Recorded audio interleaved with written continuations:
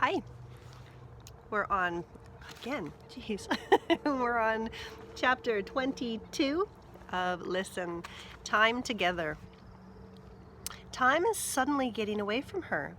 With only 2 weeks until she'll have to go to school, Charlie decides she needs to spend more of every day with Coyote.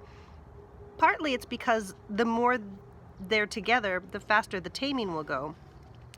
And partly because she's already feeling how hard it will be to leave him for most of every day when school starts. Charlie has moved some of her things into the studio and sleeps there every night. Coyote spends the night with her most of the time. It gets humid and buggy with the screen door propped open, but whenever she tries to close it, he scurries out and won't come back. Charlie's father says she can't just leave the door open indefinitely or the dampness could ruin everything in the studio. But she reminds him that she leaves it closed all day.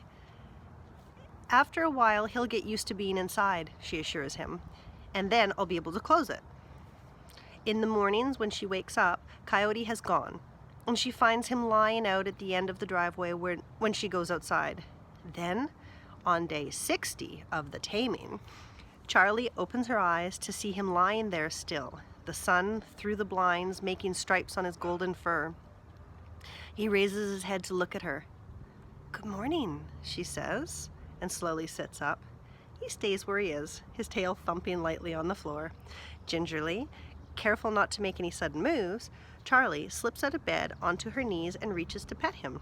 He rolls over onto his side and lets her rub his chest.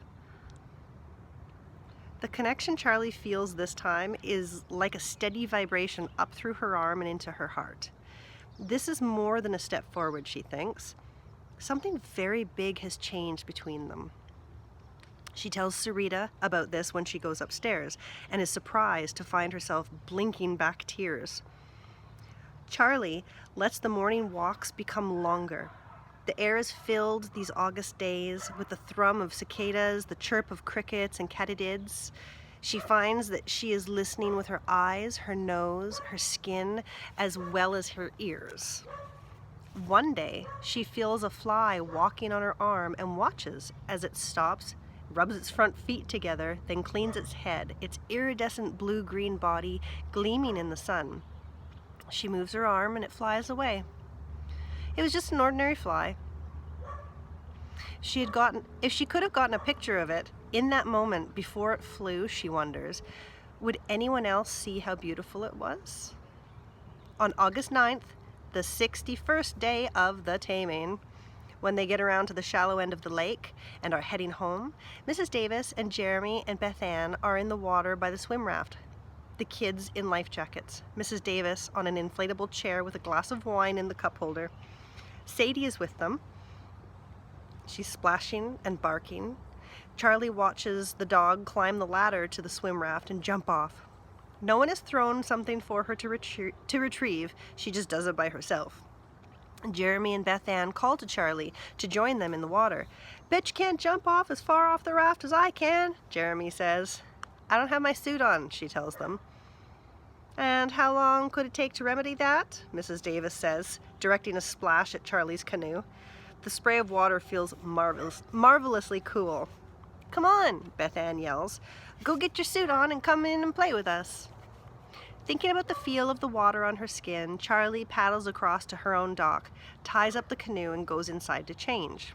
When she tells Sarita that she's going into the water, Sarita says that she will come out and sit on the dock to watch. "Some lifeguard you're gonna be," Charlie says, scared of turtles and snakes. "Then you better not need rescuing," Sarita calls as Charlie heads down the hall to her room. When she gets back out to the dock, Coyote is sitting on the shore across the lake, watching Sadie leap off the swim raft, swim around it, and climb back up. "Insane," Charlie imagines him saying. Retrievers are insane. Sarita comes down with a large glass of lemonade and a lawn chair and settles herself on the dock. Charlie paddles the canoe out to the swim raft, ties it up, and climbs out. "Ew," Jeremy says from the water when he sees the scar on her leg. "Did they have to cut your leg open to fix it?" "It's a battle wound," Charlie says. "My bone was sticking right out of my leg, right there, and they had to push it back in."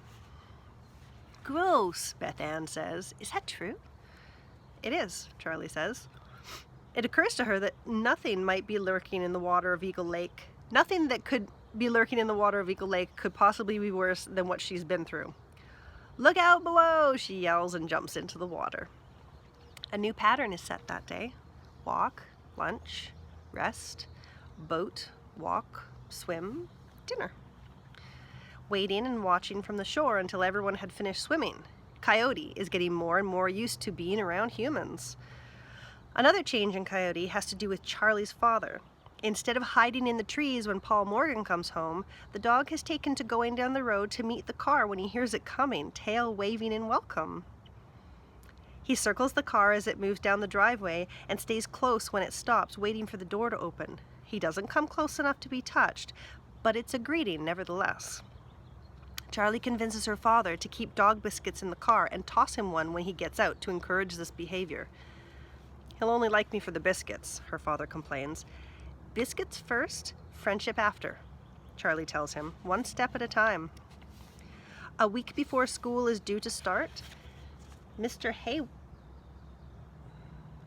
cat's chasing something. Mr. Hayward sees Charlie and Coyote when they are walking near the mailboxes.